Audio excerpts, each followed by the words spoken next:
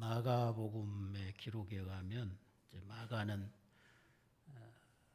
주로 그 시간적인 순서를 따라서 예수님의 그 사역을 기록을 합니다.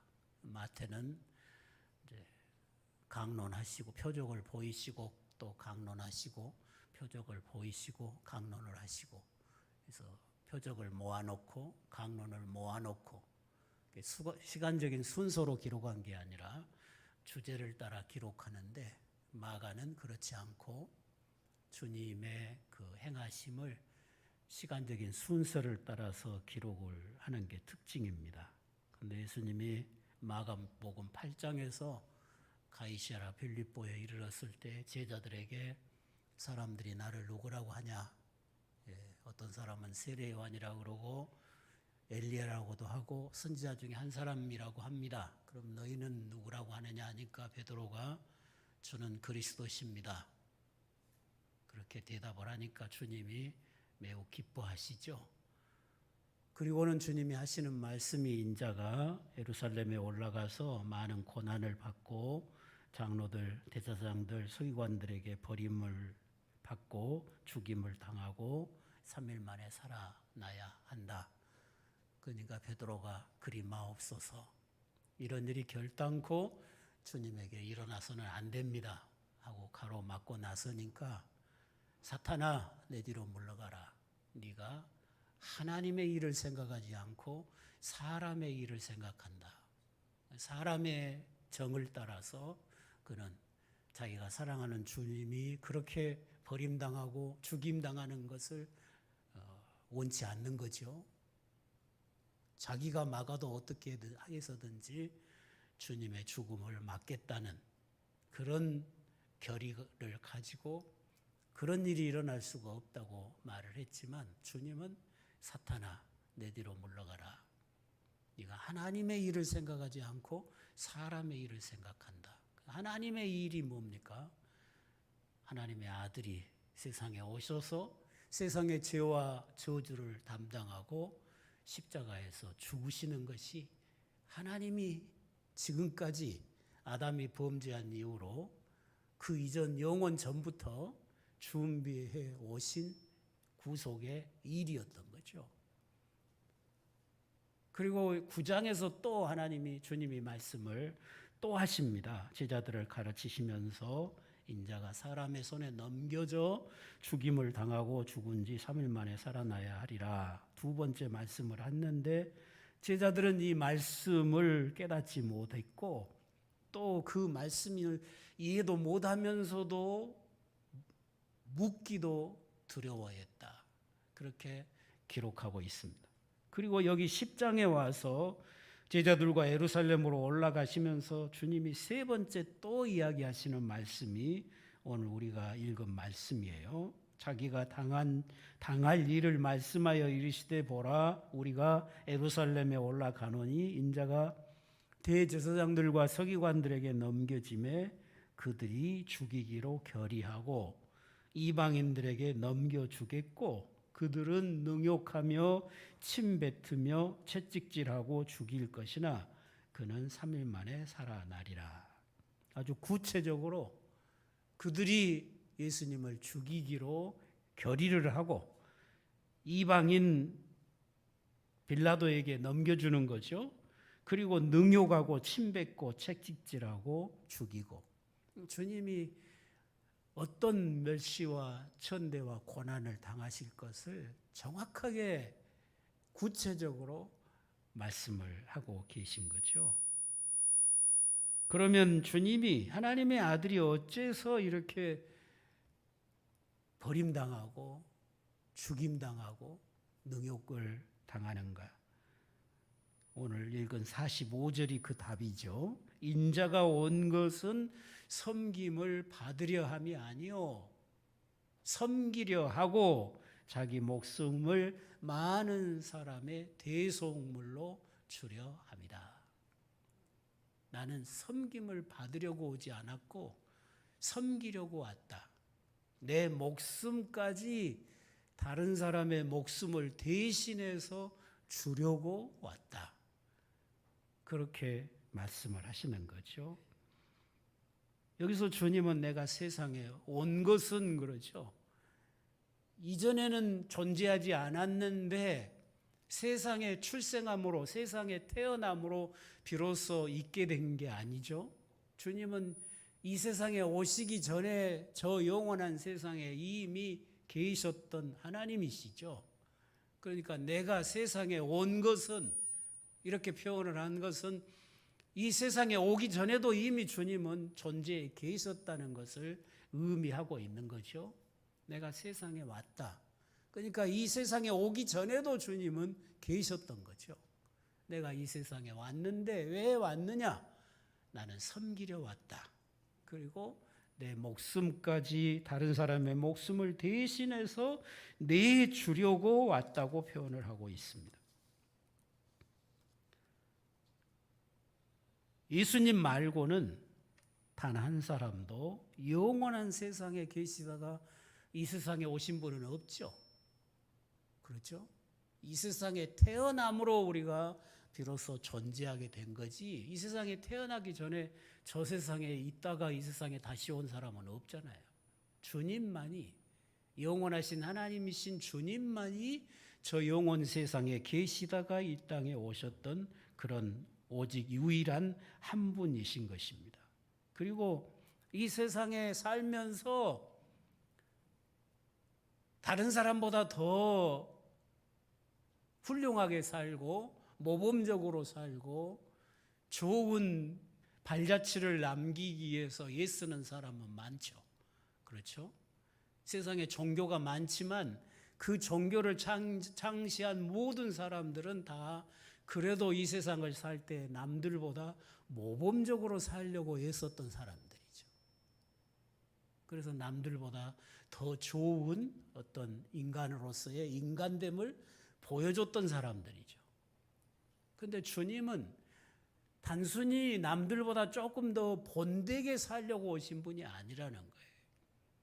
그는 오신 목적이 섬기려고 하고 자기 목숨을 희생해서 멸망에 처한 사람들을 구원해 내려고 오셨다는 거죠.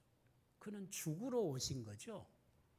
죽으러 오셔서 그 죽음으로써 다른 사람을 살려내려고 오셨다고 분명히 말씀을 하고 있습니다. 우리가 누군가를 사랑할 때에 내가 사랑하는 그 대상이 부족한 것이 없는 사람이면 사랑하기가 참 쉽겠죠. 마음씨도 곱고 한없이 착하고 아는 것도 많고 가진 것도 많고 아무 부족함이 없는 사람이면 우리가 사랑하기가 어렵지가 않겠죠. 그런데 모든 면에서 연약하고 부족하고 그러면 내가 돌봐야 될 부분이 더 많아지는 거고, 내가 채워줘야 될 분이 더 많아지는 거고, 내가 사랑하면 그 사람의 그 부족을 담당해야 될 부분이 훨씬 더 많아지니까 사랑하기가 훨씬 더 힘든 거죠. 그러니까 청춘 남녀가 결혼을 할 때에 대상자를 고를 때에 어떻게 하든지 조금 더 부족함이 없는 사람을 고르려고 애쓰잖아요. 부족한 사람을 자기 결혼 상대자로 고르려고 하는 사람들은 거의 없는 거잖아요. 근데 우리 주님이 우리를 사랑의 대상으로 삼으실 때 우리는 부족한 것 투성이잖아요. 죄와 허물로 죽어 있고 하나님과의 관계가 끊어져 있는, 하나님의 온수된 모든 것이 다, 먹고 마시고 행하는 모든 것이 다 하나님을 대적하는, 하나님의 영광을 대적하는 그런 온수되고 죄인된, 처음부터 끝까지 단 한 가지도 하나님 앞에 주님께 마음에 드는 것이 하나도 없는 그런 우리를 사랑할 대상으로 삼으신 거잖아요. 그러니 그 사랑이 쉬운 사랑이에요. 자, 주님의 목숨까지 우리를 위해서 내어주지 아니하면 우리를 사랑할 수가 없는 그런 연약한 존재가 우리였던 거예요. 왜? 우리가 생명이 없으니까. 죄와 허물로 죽어 있으니까. 하나님과의 생명이 끊어져 있으니까 자기 목숨까지 내주시지 않고는 사랑할 수 없는 대상이 우리였던 거예요. 그런 우리를 사랑하기를 마다하지 않은 거잖아요. 그런 사랑, 우리를 평가하지 아니하고 내가 너를 사랑할 만한가? 내가 너를 사랑해서 내 생명을 줄 만한가? 나를 계산해보고 평가하지 아니하고 사랑하신 거잖아요. 그래서 무조건적인 사랑이라 그랬죠. 무조건적인 사랑으로 사랑하신 거죠. 그런데 우리는 그래요? 우리는 자꾸 사람을 판단하죠. 판단하고 평가하죠. 내가 저 사람을 사랑할 만하겠는가? 내가 저 사람을 사랑했을 때에 내가 행복할 수 있겠는가? 내가 저 사람을 사랑했을 때 내가 유익하겠는가? 다른 사람을 자꾸 평가해서 그래도 내 마음에 들어야 사랑을 하는 거잖아요. 우리의 사랑하고 나를 사랑하신 주님의 사랑이 그렇게 큰 차이가 있는 거예요. 주님이 나를 평가해서 그래도 쓸만하니까 사랑했다면, 사랑하려고 하셨다면 우리가 이 자리에 있지 못할 거예요. 이 은혜를 입지 못했을 거예요. 그런데 주님은 이 어려운 사랑을 영원전에 시작한 것이죠. 이 어려운 사랑을 이루시려고 사람 되어 오신 거죠. 그리고 이 어려운 사랑을 이루시려고 자기 생명을 대속물로 내어주시는 이 큰 사랑을 이루신 거예요. 우리를 죄와 저주와 멸망에서 건져내는 일은 하나님의 전능하신 능력 위에 말씀으로 되는 일이 아니잖아요. 창조를 하실 때는 있으라 하니까 이 어마어마한 우주가 생겨버렸잖아요. 이 어마어마한 우주가 생길 때 엄청난 우리가 계산할 수 없는 에너지가 필요한 거예요. 과학적으로 어떤 물건이 형성이 되려면 에너지의 이동이 없이는 어떤 것이 생길 수가 없어요. 우리가 쉽게 생각해서 언덕 하나 우리가 만들려고 해도 그 언덕 하나 만들려면 수없이 많은 중장비가 필요하고 수없이 많은 흙더미가 필요하고 많은 에너지가 동원되어야 언덕 하나, 조그마한 언덕 하나 만들 수 있잖아요. 그런데 이 우주를 지으실 때 얼마나 많은 에너지가 필요했겠어요. 그런데 하나님은 힘 하나도 안 들고 수고도 하나도 안 하고 있으라 그러니까 있어버렸잖아요. 해와 달과 별들아 하늘에 가득해라 그러니까 저 엄청난 이 지구보다 수천 배 수만 배 큰 별들이 저 하늘에 가득하거든요. 그게 다 생겨버렸어요. 하나님의 말씀에는 그렇게 엄청난 에너지가 들어있는 거예요. 하나님의 말씀은 말씀하시면 죽은 자도 일어나 버리잖아요. 그렇죠? 말씀 한마디 하니까 아수리의 군대 18만 5천 명의 목숨이 하룻밤 사이에 다 죽어버리잖아요. 하나님의 한마디의 말씀이 얼마나 능력 있는 말씀인가를 우리가 기억해야 돼요. 그런데 그 말씀을 우리가 소홀히 하면 안 되겠죠? 업신여기면 안 되겠죠? 근데 우리를 죄와 멸망에서 건지는 일을 말씀으로 하지 않았다고요. 내가 네 죄 용서해 줄게. 죄와 허물로 죽었던 너 살아나라. 나사로야 나오라 하듯이 너 죽은 너야 살아나라. 한마디로 하신 게 아니라고요. 아들을 십자가에 못 박아 죽게 하는 그 엄청난 희생을 치르고 이루신 일이 저와 여러분을 구원하신 일이에요. 그냥 말씀으로 될 일이 아니었어요. 하나님의 아들이 친히 죄인의 자리에 오셔서 죄인된 우리를 대신해서 우리의 모든 죄와 형벌과 저주를 담당하심으로써만 하나님이 우리를 구원하시는 길이 열릴 수 있었던 것이라는 것입니다. 주님은 저와 여러분을 대신해서 우리의 죄값을 치르셨습니다. 믿으십니까? 우리가 하나님 앞에 아무것도 아닌 무가치한 존재일 때 주님은 우리를 위해서 자기 목숨까지 아끼지 아니하실 만큼,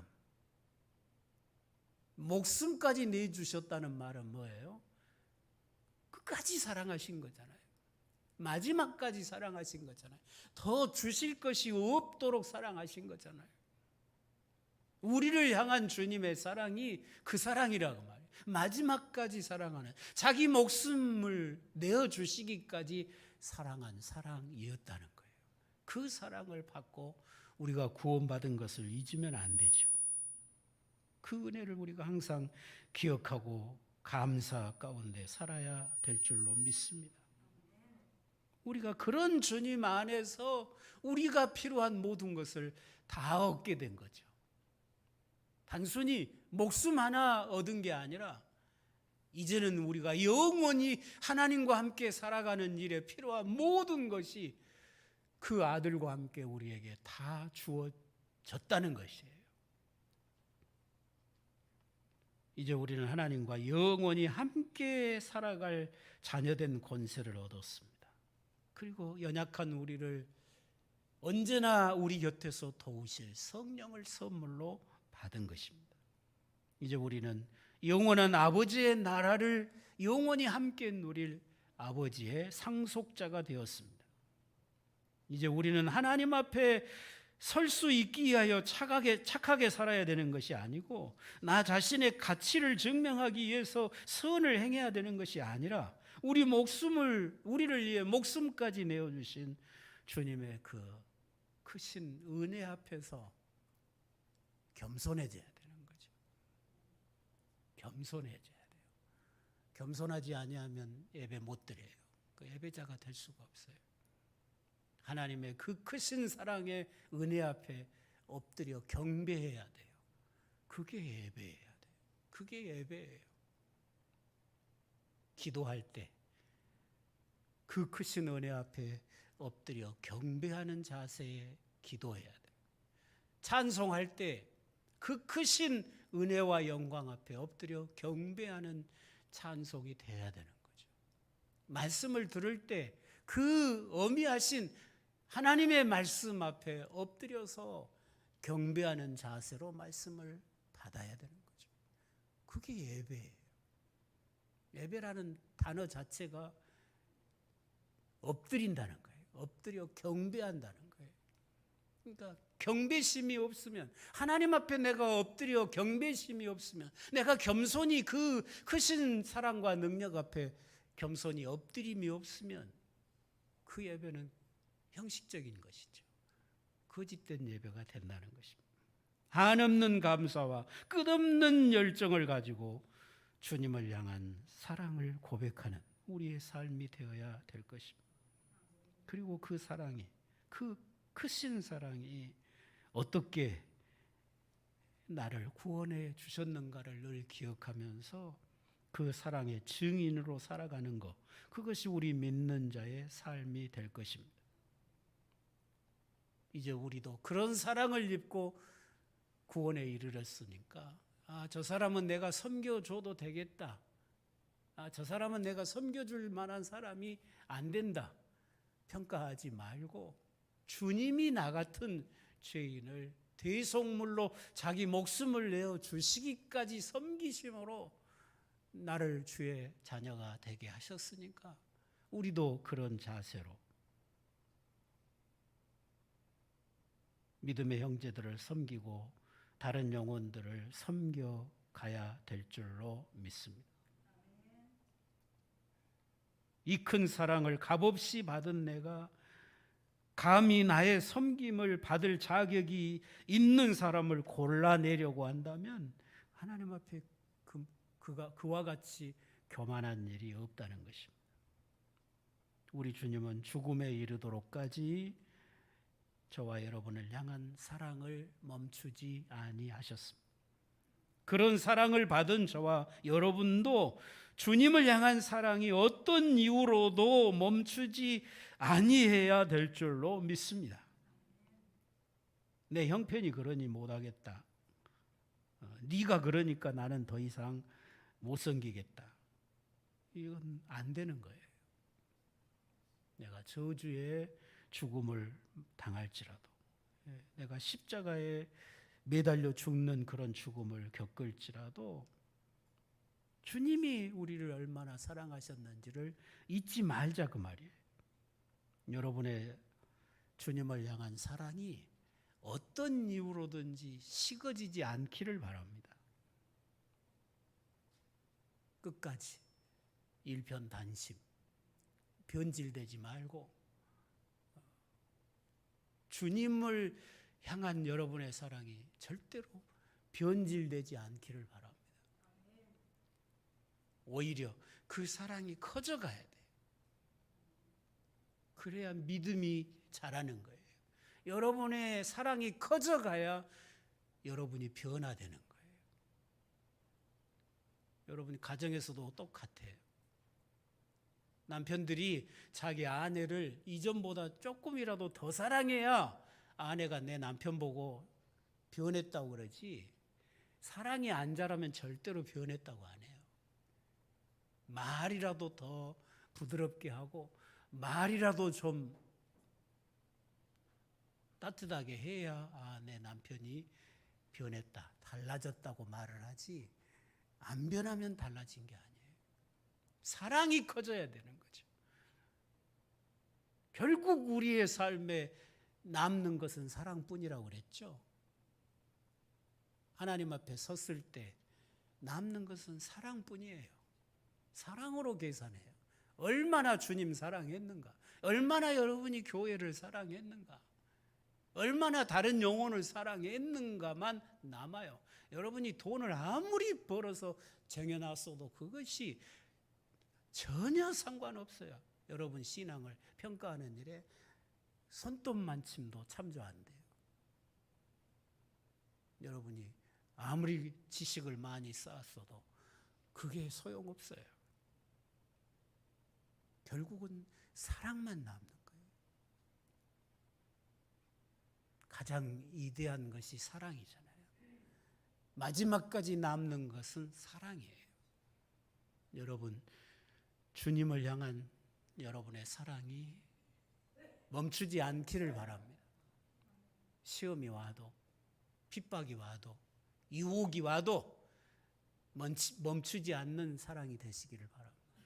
주님이 자기 목숨을 십자가에 내주기까지 우리를 향한 사랑을 결코 멈추지 않았잖아. 내가 왜 너 같은 죄인을 위해 죽어야 되냐? 내가 왜 피조물을 위해서 창조주인 내가 죽어야 되냐? 멈추지 않았잖아요. 기꺼이 그렇게 하셨잖아요. 그러면 피조물인 우리야, 이 엄청난 사랑을 입고 구원을 받은 우리야, 더 말할 필요도 없잖아요. 주님을 향한 여러분의 사랑이 결코 멈추지 않기를 바랍니다. 그리고 그 사랑으로 형제를, 교회 안에서 여러 형제를 끝까지 멈추지 않는 사랑으로 사랑하는 그런 믿음이 되시기를 바랍니다. 우리가 함께 주님 앞에 서는 날까지 멈추지 않는 사랑으로 주님과 교회와 서로를 사랑하면서 주님께 받은 그 사랑을 비춰내는 그런 삶이 되어야 될 것입니다. 내 사랑은 여기까지다고, 나의 섬김은 여기까지다고, 이제 더 이상은 못한다고 선을 긋지 말고 내 생명 다하는 날까지, 여러분의 목숨이 다하는 날까지 주님을 뜨겁게 사랑하는 그런 삶, 교회를 진실되게 사랑하는 그런 삶이 될 수 있기를 간절히 소망합니다.